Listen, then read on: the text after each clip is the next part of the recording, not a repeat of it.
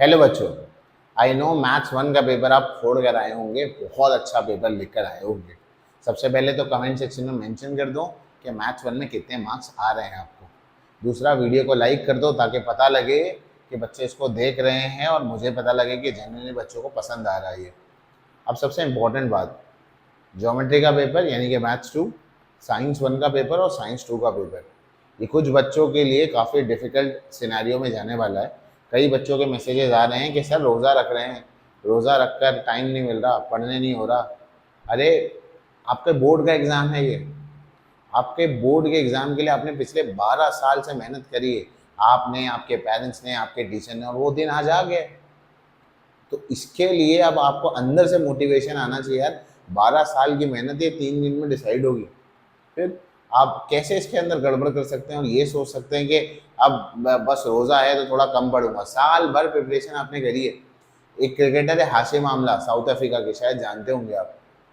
तो उनकी एक इनिंग्स थी, उसमें देखो उन्होंने शायद ट्रिपल सेंचुरी मारी है, रोज़ा रख कर किया है। और कई सारे ऐसे लोग हैं, फुटबॉलर्स होते हैं कई सारे, मैं फुटबॉल को बहुत ज़्यादा फॉलो नहीं करता, पर कई सारे ऐसे फुटबॉलर्स हैं जिन्होंने किया है ये, फास्टिंग में खेला है जाके। आपको तो पढ़ना है, और आसान किसके लिए? किसी के लिए नहीं, तुम्हारे अब्बा के लिए, खुद के लिए आसान नहीं है। वो भी तो रोज़ा रख के काम कर रहे हैं ना, अम्मी भी तो रोज़ा रख के काम कर रही है ना। तो ये क्या सिनेरियो आ रहा है और ये कहाँ फंस रहे हैं आप जाके, मुझे समझ नहीं आ रहा। पढ़ो, जागो, पढ़ो, सारी चीज़ें कवर करनी है, रोज़ा भी करना है, बाकी चीज़ें भी करनी है, सब कुछ करना है, प्लस पढ़ना भी। और पढ़ना उससे ज़्यादा है, जितना नॉर्मल डे में पढ़ो उससे ज़्यादा पढ़ो। ये 3 पेपर में अपने जी जान लगा दो, क्योंकि ये पेपर आपके बहुत इंपॉर्टेंट पेपर है, डिफिकल्ट पेपर है, और इसके लिए टाइम आपके पास कम है। तो कोई बहाना चलेगा नहीं, अब पढ़ना है। अगर पढ़ने में मोटिवेशन नहीं आ रहा तो अपने अम्मी अब्बा को देखो, उनसे बड़ा सोर्स ऑफ इंस्पिरेशन आपके लिए कौन होगा। चलो अब सीधा मुद्दे पे आता हूँ और इसकी बात करता हूँ कि अगले 1.5 दिन के अंदर ज्योमेट्री कैसे प्रिपेयर करेंगे।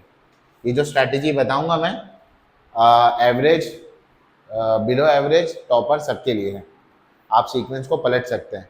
मैं इस हिसाब से भी बता रहा हूँ कि मान लो जो बच्चे का ज्योमेट्री कमज़ोर है तो वो इस सीक्वेंस में प्रिपेयर करे। आज की शाम को अलजेब्रा के पेपर के बाद आप कंस्ट्रक्शन और कोऑर्डिनेट ज्योमेट्री, ये 2 चैप्टर्स करेंगे।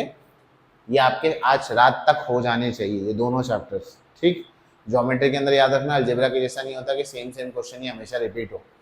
तो अलग अलग क्वेश्चन होंगे तो उसको करके देखना है, ऊपर से देख कर नहीं आना, प्रैक्टिस करनी है प्रॉपरली। कोऑर्डिनेट में जो सिमिलर क्वेश्चन है उसको छोड़ सकते हो। कल के दिन पर फर्स्ट हाफ में सिमिलैरिटी, पाइथागोरस और ट्रिग्नोमेट्री, ये होना चाहिए। अगर पहले से प्रिपेयर हुआ है तो मतलब ये रिवीजन के लिए बता रहा हूँ। पूरा पूरा अभी पढ़ते नहीं बैठना है आपको, जितना आपने पहले से प्रिपेयर किया उतना ही करना है, बस सीक्वेंस ये रखना है। और सेकेंड हाफ में कल के आप मेंसुरेशन और सर्कल्स पर जा सकते हैं, इसको कर सकते हैं। टॉपर्स अगर चाहें तो आप उल्टा शुरू करें, यहाँ से शुरू करें, फिर यहाँ जाए और फिर यहाँ जाए। टॉपर्स के लिए मैं कहूँगा कि वो हार्ड से इजी की तरफ जाए, और जिनका वीक है मैथ्स वो इजी से डिफिकल्ट की तरफ जाए। तो इस हिसाब में प्रिपरेशन करें। प्रिपरेशन में करना क्या है? प्रिपरेशन के अंदर सबसे पहले टेक्स्ट बुक करनी है। टेक्स्ट बुक के बाद प्रॉब्लम सेट में से एटलीस्ट एमसीक्यूज करने हैं।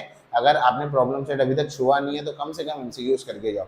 जिसने प्रॉब्लम सेट भी पहले से करके रखा है वो प्रॉब्लम सेट भी देख कर जाए, और उसके अलावा पीवाईक्यू जरूर देख कर जाओ, उसमें से क्वेश्चंस जरूर जरूर रिपीट होते हैं।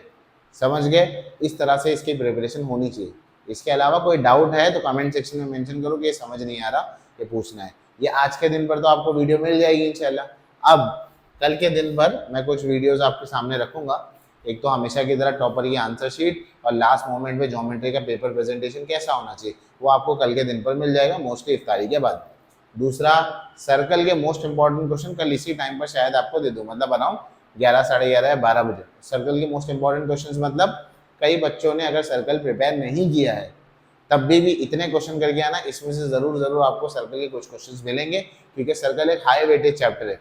छोड़ के आएंगे तो पूरे 40 मिलते हैं, बट फिर क्या होता है जब छोड़ के जाते हैं तो आपके चॉइसेस कम हो जाती है।